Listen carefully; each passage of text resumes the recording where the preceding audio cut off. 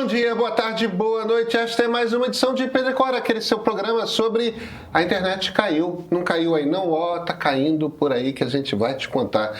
Pedro e Cora, como vocês sabem, toda terça-feira, toda quinta-feira no YouTube do Meio. Na sua plataforma favorita de podcasts, eu sou o Pedro Doria, ao meu lado está minha querida amiga Cora Ronay. A internet cai? Muito mais do que a gente pensa, viu? Mas não é de morte caída. É de morte matada. É de morte matada. É por conta do Irã, a Cora foi pesquisar sobre países que derrubam a internet. Vai surpreender vocês. Vai?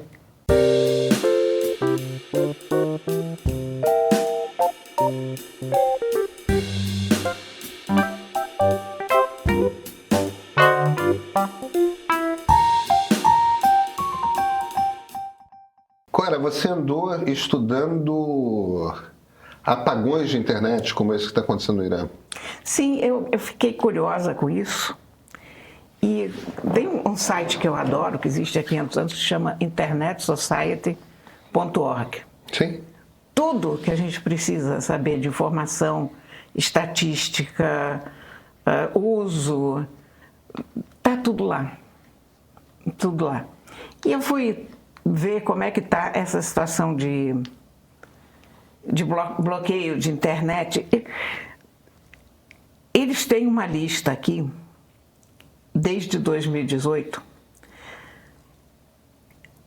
teve 912 bloqueios de internet de 2018 para cá. Porque a gente sabe que existe um bloqueio sistemático na China. Claro. Né? Coreia do Norte. Coreia do Norte, é óbvio, né? A gente sabe que Mianmar é muito problemático também. Mas a gente não se dá conta que a coisa é tão contínua e tão espalhada. Então, você veja, o país que mais bloqueou internet, que mais bloqueios fez, foi a Índia. A Índia? A Índia. A segunda maior democracia do mundo, ou a maior democracia do mundo, em termos de população. Isso é tudo governo Modi? É, sim, senhor. Porque a questão é que eles fazem bloqueios regionais. Começa a acontecer um agito em algum lugar, eles bloqueiam. Então, você não tem, nesses bloqueios da Índia, você não tem um bloqueio nacional como você está tendo no Irã, como você tem na Coreia do Norte, mas eles usam muito o bloqueio de internet como uma ferramenta de controle social. Eu tô pasmo, não sabia. Eu também não. Eu sei que o Modi é um governante autoritário e tal, mas eu não tinha noção de que ele chegava a esse ponto. Eles têm aquela guerra contínua no Caxemir. Muito aconteceu lá. Mas, por exemplo, essa semana aconteceu no Rajastão. Aquele estado maravilhoso, que parece um conto de fadas. Eles tiveram alguns protestos lá, corta a internet. Mas ali é ditadura mesmo, né?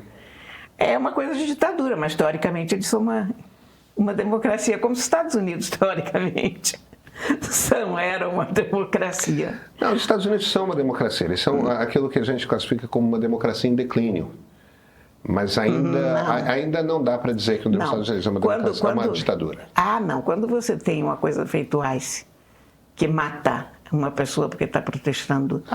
Como você tem um cara que vai num outro país, um presidente que decide ele o que vai fazer. Não, mas a gente já tem essa conversa. Cora, polícia violenta, a quantidade de democracias que tem polícia violenta, nós temos. Mas quem é que tem um presidente maluco daqueles? É um ditador totalitário. Não, sim, mas ele não tem poderes de ditador totalitário. Ainda não.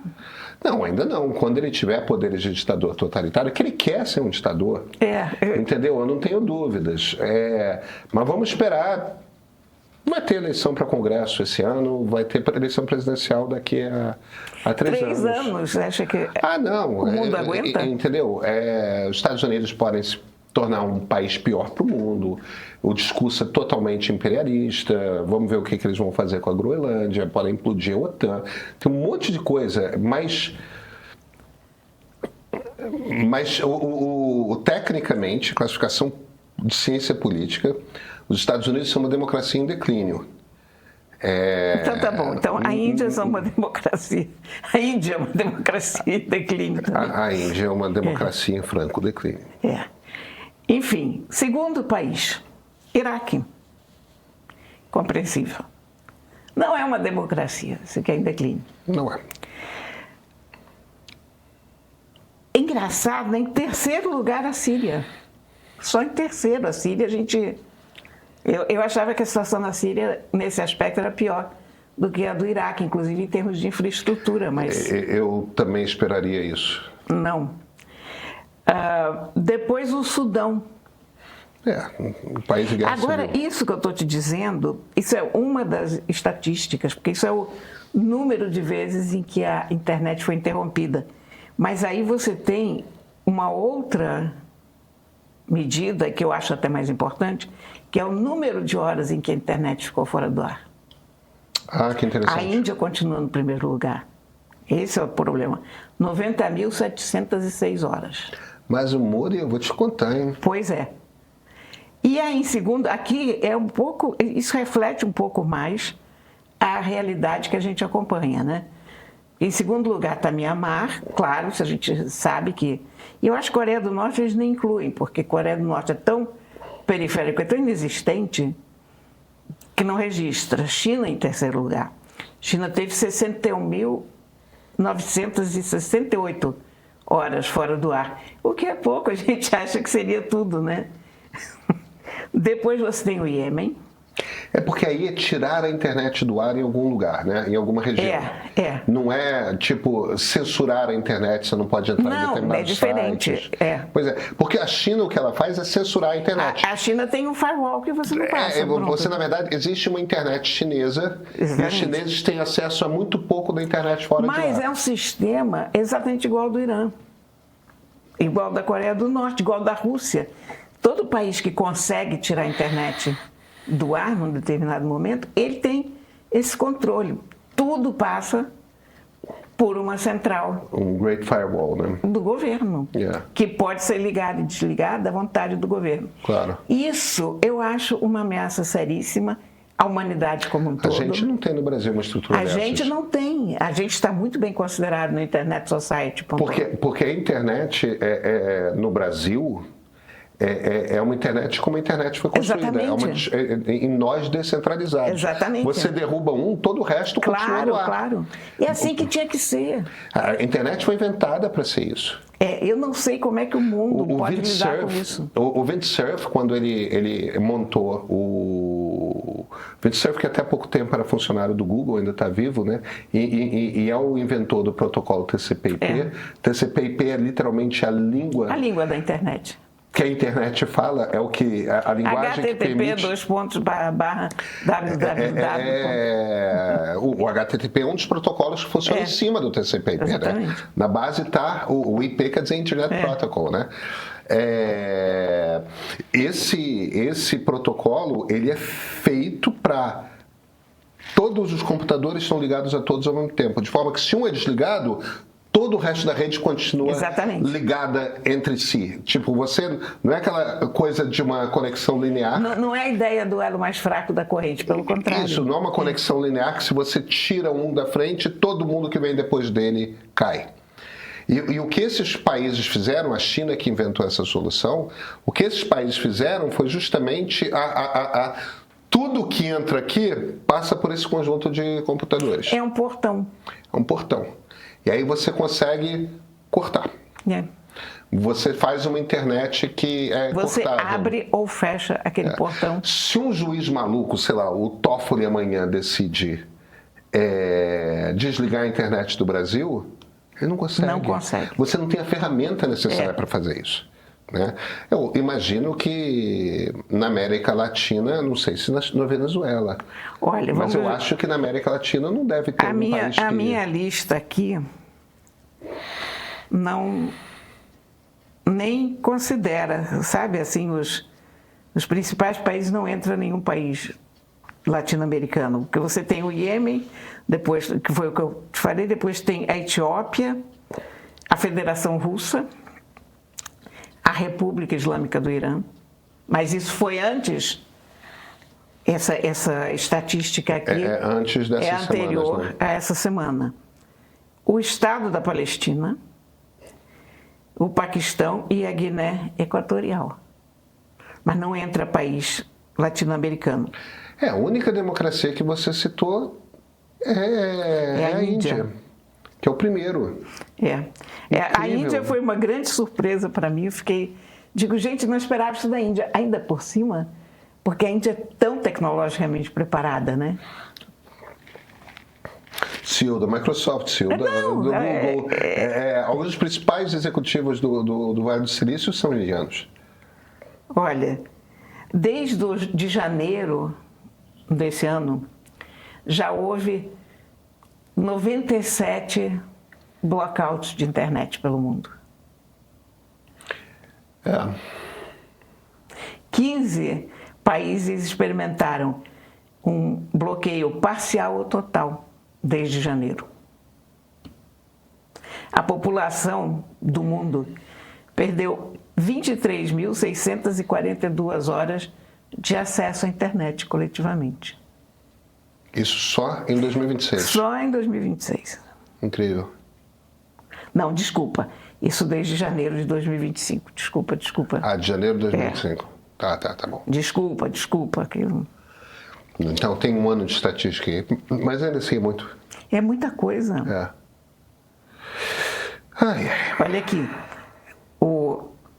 Eles calculam que nos últimos 12 meses se perderam mais de 84 milhões de dólares em e-commerce. Porque em GDP. O prejuízo deve ser imenso. A gente pode até pesquisar aqui por país. A gente pode entrar em Brasil e ver o que aconteceu no Brasil. Não teve nenhum bloqueio. Como sóia? Como sóia, a gente já sabia. Podemos ver se a Venezuela apareceu nesse mapa. Teve bloqueio de Facebook, Twitter e Instagram.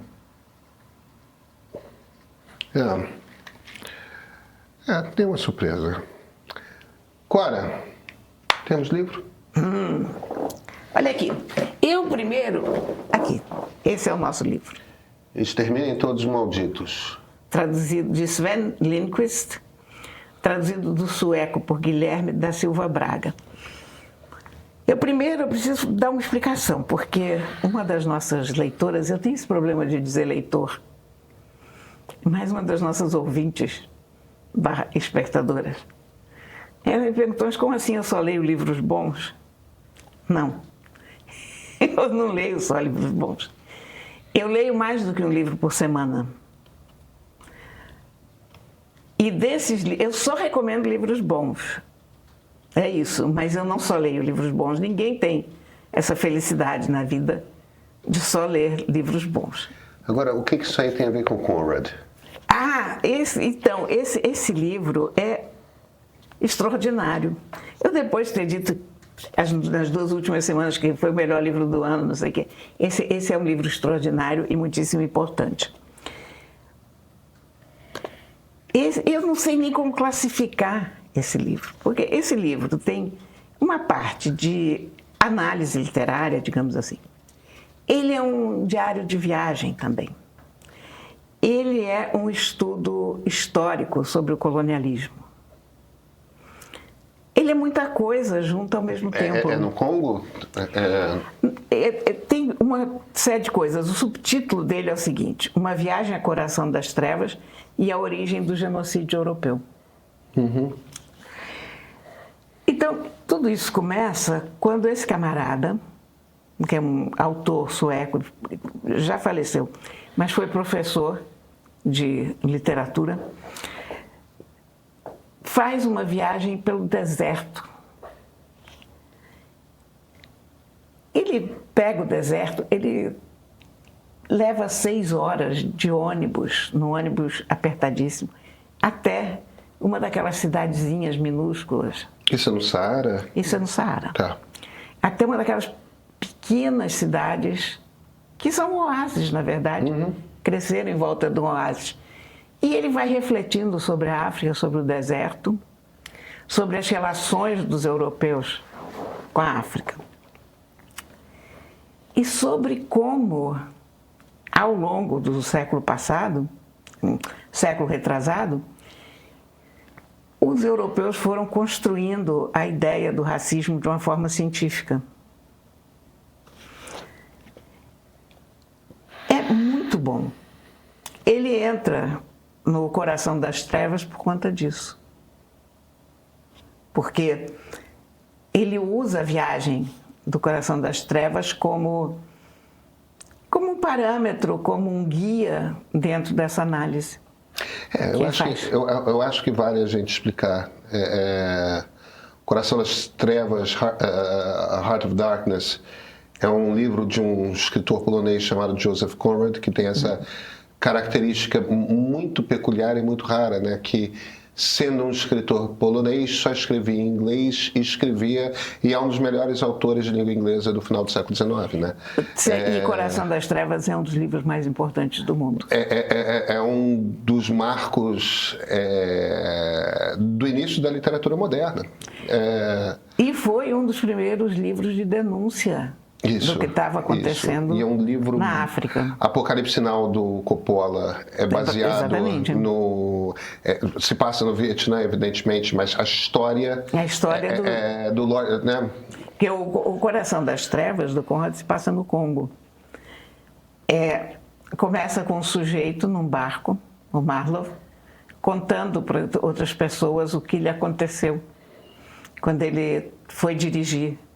A gente não fala dirigir um barco, quando ele foi pilotar um barco. Atrás de uma figura chamada Coronel Kurtz. Exatamente. Que não é coronel no... É coronel no filme. No filme, porque... Certamente estou misturando. Porque você tinha... E foi o Marlon Brando, né? Então, a gente pode dizer que o Marlon, na proa de um barco, ele conta como ele foi pegar o Marlon Brando lá no fundo da selva. Olha aqui, eu gosto tanto de Coração das Trevas que eu devo ter umas 6 edições diferentes. Uau. Não, mas é um livro extraordinário. Por causa dos diferentes prefácios, das diferentes apresentações e tal. Adoro. E esse livro usa o livro do Conrad como seu guia para essa longa digressão sobre a relação entre Europa e África. E o que ele observa, e o sentido do livro, no fundo, é o seguinte: é que ele acha que o genocídio na Europa não foi uma exceção, aquilo não aconteceu do nada, que aquilo foi uma conclusão lógica do que já vinha acontecendo na África, onde os negros vinham sendo sistematicamente eliminados pelos colonizadores. Ele conta casos depois de casos e exemplos, e como isso era visto como uma coisa normal, porque você tinha uma raça supostamente superior que teria que dar um jeito nas raças inferiores. Então, quando você estabelece esse conceito de raça superior e raça inferior, você abriu a porta do inferno.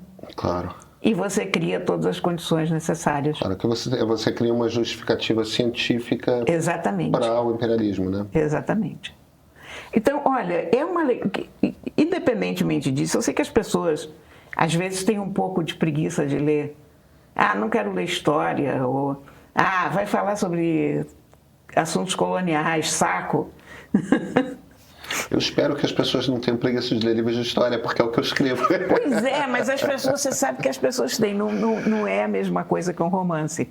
Então, quando você recomenda um livro de história, você sabe que as pessoas dizem, não, mas eu quero uma sessão da tarde, eu quero... Não, é preciso ler livros que fazem a gente pensar muito a sério na nossa vida, em quem somos e quem somos como humanidade, como é que o mundo chegou a ser o que é. E esse livro é muito extraordinário pelo que ele conta e pela forma como ele conta. E como esse cara é bom de escrita. Ele Uma das coisas que mais me chamou a atenção nesse livro é a descrição dele de uma tempestade de areia. Porque enquanto eles estão indo pelo deserto, acontece uma tempestade de areia. Ninguém tinha descrito uma tempestade de areia de uma forma igual para mim. Eu sabia que era uma coisa complicada, mas não tinha me dado conta o quanto. Ah, eu fiquei interessado. É sensacional. Inclusive, ele entra por uma coisa meio delirante, porque é aquele mundo se fechando à volta dele. Ele não consegue respirar. Porque claro que você não consegue respirar. O ar está cheio de areia. Tudo ar, você não consegue abrir o olho. Aí você tem que fazer o quê? Você bota um pano como filtro? Não adianta. Você tem que ficar quieto na tua tenda, cobrir a cara, ficar embaixo do cobertor e esperar passar. Porque não tem outra saída. Inclusive, aquela areia vai cobrindo tudo. E aí tem o detalhe da areia pesada e da areia leve. Porque tem esse detalhe. A gente acha que toda areia é igual, mas não é. Então, aquela areia que voa, que vai fazendo... Aquela é a areia mais fina, a areia que fica embaixo é mais pesada. Então, tem uma camada da areia pesada que fica mais ou menos... vai crescendo. E aquela que se move por cima. Então, você, eventualmente, se você conseguir subir a cabeça além da areia pesada, você consegue ver o outro lá na frente. Ou poste não tem poste, mas, sei lá, aquela coisa, antena do carro ou qualquer coisa. Que interessante. É tenebroso, não queira estar numa tempestade de areia, esse é o único conselho. Não tem planos. Que eu posso te dar. Eu já estive no deserto, achei a coisa mais maravilhosa do mundo. Mas sem tempestade de areia. Sem tempestade de areia, mas eu sei o que ele passou dentro desse ônibus. Porque até você chegar naquele deserto bonito, daquelas dunas de areia, você vai passando por um deserto que não é duna de areia, que é chão. Aquele chão é um inferno. Aquele chão é cheio de pedrinhas. Os carros que vão pelo deserto não são carros que têm um molejo muito bom, porque um carro sofisticado não dura nada no deserto. Então, você só vai para o deserto nos carros casca grossa. O carro casca grossa, ou, digamos, o acolchoamento é você. Então, o deserto que eu fui, muito civilizado, domesticado, com tendas prontinhas para gente e tal, ele ficava 2 horas da última cidade, no Marrocos. E eu cheguei descadeirada. E havia um momento em que o carro andava, que eu tentava assim me segurar para não encostar a bunda no assento, porque aquilo era um soco. Agora, imagina esse homem 6 horas num ônibus que provavelmente era mais desconfortável do que o carro em que eu fui, porque o carro que eu fui era casca grossa, mas eu tinha um assento do meu tamanho, ali grande, tá bom, né? Não estava colada em cima da próxima pessoa ao meu lado. Então tem muito... Aí depois ele tem umas coisas bizarras. Esse cara é tão maluco que ele chega nessa cidade no deserto, tem 6 casas. A certa altura ele diz assim, a academia tinha um pé direito muito alto. Academia? Que academia? Fiquei pensando se era a universidade local, a escola local. Não, era a academia. Porque ele é aquela pessoa que faz exercício todo dia. Eu também sou, cara. Mas, cara, você está no meio do deserto. Ah, não, tudo bem. Você vai para a academia, pensa. Não sei, acho que não. No meio do deserto do Saara, calor de 50 graus, à sombra. Aí ele descreve a academia, que é uma coisa naturalmente muito precária. Então tem umas coisas de peso, que tem aquelas argolas do lado, mas não tem nada para segurar as argolas. Quer dizer, se você fizer assim... Ao terra, você está com... aquela coisa cai. Entendi. Sabe? Quer dizer, você vê que eu não tenho muita familiaridade com esses instrumentos, mas ele diz que ele não faz nada acima da cabeça com aquilo, porque aquilo pode cair. Então ele fica fazendo uma coisa meio precária para... É que você tem umas pecinhas que você bota de um canto e do outro. Para não cair. As coisas. Mas ali não tem. Exatamente. Os canos são enferrujados. Aí depois entra um árabe que desafia ele faz, sei lá, 10 séries de abdominal, 10 séries disso, daquilo, não sei o quê. e o outro desafia ele. Vamos fazer 30 séries disso ou daquilo. E eles ficam lá se desafiando numa academia, no meio do nada. Divertido. Olha aqui. Ótima leitura. Estou dizendo. Estou convencidíssimo, acredite. É um livro que foi escrito em 1993. Continua extremamente atual. Aliás, eu diria que ele é mais importante a cada ano que passa. Acho sensacional que ele tenha sido traduzido para português. Ele foi lançado já há algum tempo, ele não é um lançamento desse ano, ele deve ter sido lançado há uns 2, 3 anos, vou aqui te dizer, 2023. Está em todas as livrarias. Mas que leitura diferente, que leitura Qual o nome estimulante. Se chama Exterminem Todos os Malditos, que é uma frase do curso no Heart of Darkness. No Heart of Darkness, mas não é os malditos, é Exterminem Todos os Brutos. E ele bota malditos aqui para ter esse sentido amplo de todas as raças malditas. Nos vemos na quinta? Nos vemos na quinta. Então, até quinta-feira. Estão te manipulando com números, hein? Diariamente você recebe dados fora do contexto e pesquisas usadas como argumento de conveniência para ganhar o seu voto. Olha, para furar essa bolha, a gente criou a pesquisa Meio Ideia, um retrato fiel do humor do leitor todo mês, feito para você formar a sua própria opinião. Essa pesquisa não pertence a partidos, a bancos, a jornais, a políticos. Ela é sua. Como assinante premium, você recebe em primeira mão e ainda tem acesso a uma cobertura completa das eleições, com reportagens, análises, bastidores de Brasília e 2 newsletters especiais. Se você está cansado do cabo de guerra da polarização e quer clareza, o seu lugar é o meio. Assina, você não vai se arrepender.